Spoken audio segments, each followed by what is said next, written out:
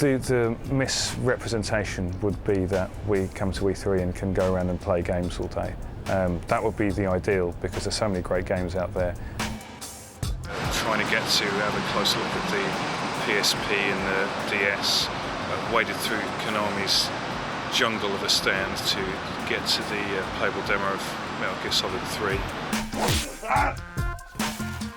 But there's lots of things that get in your way of doing that. A lot of things are behind closed doors these days, so you've got to make appointments to make sure you can go see the game.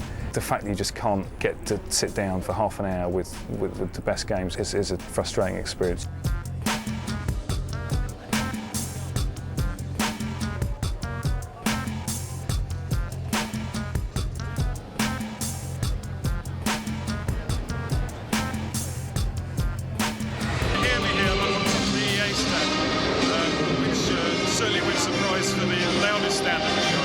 Not only the biggest software company in the world, it has to be the biggest noise polluter at the show as well.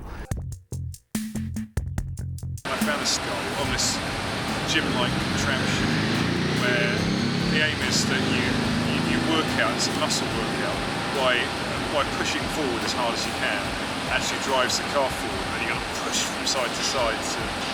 And it makes for a terrible gaming experience, but my arms didn't hurt afterwards. So. It's the end of day one of E3 outside the convention centre, and it's been enjoyable, but pretty tiring day today. Everyone's voice is sore after a couple of hours of shouting, but you know, that's the future of video games is very, very loud indeed. Today's show has anything to go by.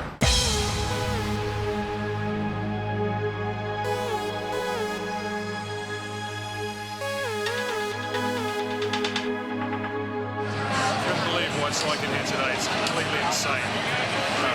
It's so full. This crowd's just gathered to see Vin Diesel on the Randy stand. And certainly the biggest crowd here, other than the queue to see the female wrestlers. So wake up, Mr. Freeman. Wake up and smell the ashes. Well, I think everyone's a bit disappointed that we couldn't get to play Half-Life 2. Although the video did make it look very exciting, and he just wants to get on the end and go, right, okay, I've seen the video, let me play it. I filmed myself playing Sega Superstars, a little slice of Los Angeles life. The girl on the stand was doing all this kind of like kick, punching, the whole athletic approach. Whereas my approach, you know, it's always to stand as still as possible and just very effectively fight at the zombies. I don't want to come across as a moaning Brit and complain too much. The weather's been too hot, it's been too busy, it's been too loud. It's a real assault on the senses.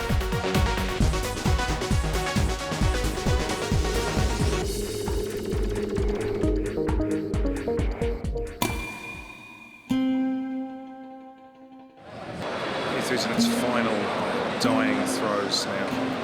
Everyone's wearing a 1,000-yard stare, including me, which is wearing these shades, so you can't see it.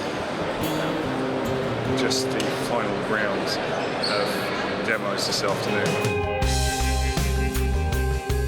It was definitely the biggest show that has been so far in terms of just the scale of the thing. Although we didn't get anything like an Xbox 2 or PlayStation 3 this year, there's still plenty of stuff to keep people excited. One game I had a good play of and I really enjoyed was Mercenaries, which is Pandemic's game, being published by LucasArts. Resident Evil 4. Having run a cover on that on Edge a couple of months ago, it was good to see a little bit more on that game. Obviously, they've really taken a departure from what they were doing previously with the Resident Evil series, and graphically, what they're getting out of a console, GameCube, obviously, is really impressive.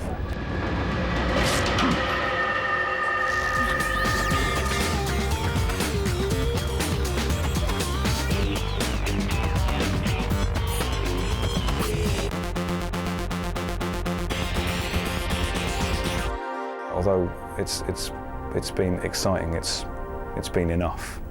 It would be nice to get back to Britain, relax, and actually play a video game how it's meant to be played.